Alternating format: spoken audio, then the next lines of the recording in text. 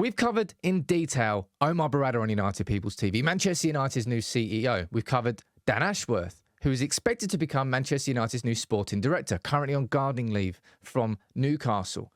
But what about our head of recruitment? Reports now suggest that Man United and Ratcliffe have identified Dougie Freedman, Crystal Palace's sporting director, to become our new head of recruitment. Are the reports reliable? Is he the best in class? In some regards, I genuinely think he is, and I will explain exactly why in this video. You can let me know what you think in the comments below. Please do subscribe if you are new to United People's TV. I'm going to be covering all of this in even more detail over the next few months. Let's get into it. Now, as I said, Dan Ashworth is the name that everybody wants an update on. Okay, the absolute latest on Dan Ashworth from the Telegraph is this: the Newcastle are adamant that Ashworth will not play a role in Manchester United's summer recruitment. You know what's happening. They're staying firm over their, let's be honest, outlandish opinion that they should be given £20 million for Dan Ashworth to come out of his gardening leave. That's not going to happen. Man United had lots of negotiations. I still think it's going to be agreed somewhere in the region of 10 to 12 million. But that's our sporting director. And if Barada is on gardening leave and can't work until the summer, if Dan Ashworth is on gardening leave and can't work as part of the summer recruitment, what happens with our recruitment? And that's where Dougie Freedman's name comes in.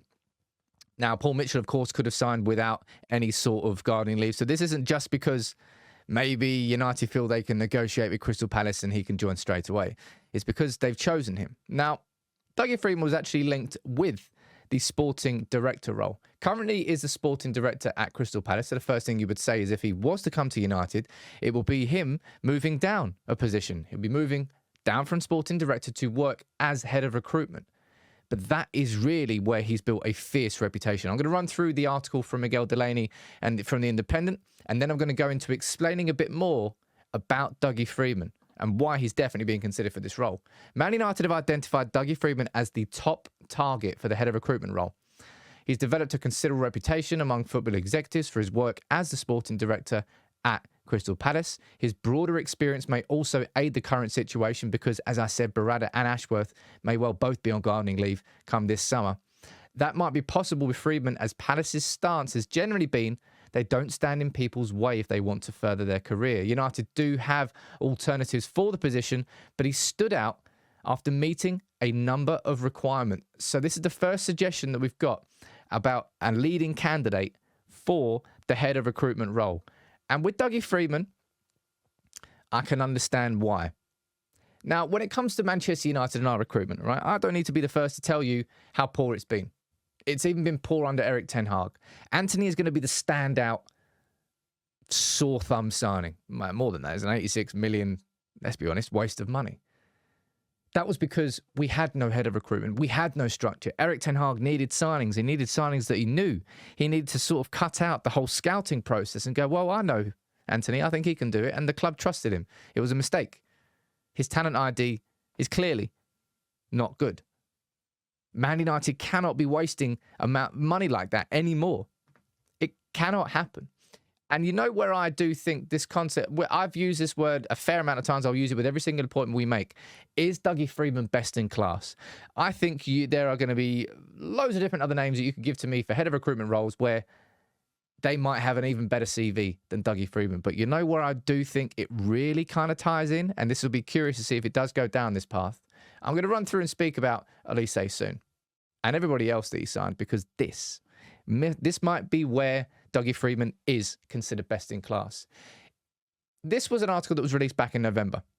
The concept that Jim Ratcliffe wanted to move Manchester United back towards a focus on domestic recruitment, on looking in England for signings, rather than, you know, the recent track record, the track record that we've had of kind of looking elsewhere. You know, we've got Mason Mount, we've got some other signings that we made in England, but we've made a lot of expensive signings from abroad that haven't always worked out. Could switching to a more domestic focus work? It could well do. And that is where Dougie Freedman has built a fierce reputation. I'm going to run through a few examples here, which of course you know about, but it just goes to show his talent ID in being able to spot those players who are in the Championship, who aren't absolutely in the spotlight, but can grow. And Elise is going to be the standout example. Signed from Reading as a 19-year-old for £8 million. What's Elise's value now? 50, 60 million? I don't even know. Certainly more than the 8 million that Dougie Freedman signed him for Crystal Palace. And then you've got Eze as well. A little bit more of an expensive signing. A fee that rose towards 20 million when they were signed from QPR. But again, another signing spotted in the Championship who has gone on to thrive at Crystal Palace. Then you look at Mark Gahey. He was signed from Chelsea for £18 million, having only, I think, made 2 senior appearances for them as after a couple of seasons on loan at Swansea. So that's a signing that Dougie Freedman made from Reading, from QPR and from Swansea, who have all gone to become key first-team players for Crystal Palace. And then you look at Adam Wharton, who Palace have just signed in January. I think it might have been one of the most expensive January signings that actually happened in the Premier League. A really highly regarded prospect, signed from Blackburn Rovers, I think, rising to £22 million. So it's getting slightly more expensive, but that's just because players generally do. But Adam Wharton is definitely one to watch out for. And given the hit rate of Elise, of Eze, of Gahey, odds are Dougie Freedman's probably got it right again. And that Adam Wharton will go on to grow into a serious player with Crystal Palace. And then it's not as if Dougie Freedman is only looking at domestic signings. Right? You've got Doucouré, who they signed from Lens, who has gone on to become a key figure in their central midfield. He's been linked with moves to Liverpool. Dougie Freedman has built a very good reputation for making these key signings, for spotting domestic talents. And I think that's where he can be considered best in class. I think that's where Jim Ratcliffe may be looking at Dougie Freedman and going, he is the perfect candidate to work in this new structure that we've got. And he's a candidate who I've no doubt that Crystal Palace fans do not want to lose him.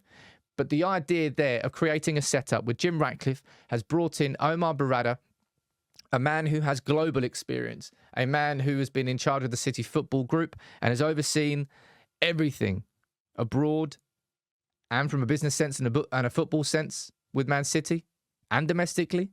He's got the wider experience. Then you've got Dan Ashworth, who is a man who has successfully led the division at Brighton and he was in the process of doing it at Newcastle. But he has a track record of doing it inside the Premier League, inside England as well. And then you've got Dougie Freedman, who, as I said, I genuinely think you could probably consider him one of the best in class when it comes to identifying domestic talents. Not always about those top-level, really expensive signings, but those signings that can grow at your club. Now, I'm not saying that Manchester United can go all of a sudden and just sign players from the Championship and it's brilliant, because not every player will be able to make that step up. Stepping up from the Championship to Palace is a different step than stepping up from the Championship to Manchester United. But Dougie Freedman has proven that he is one of the best in doing that. And I'm not surprised to hear him being labelled as the top choice for head of recruitment. I've done a video previously saying that I would love Paul Mitchell, and I still would. But maybe that's the new structure. Barada, Ashworth and Freedman. What do you think about that? Do you think that would be the best in class appointment? Or would there be another head of recruitment that you would want to get instead?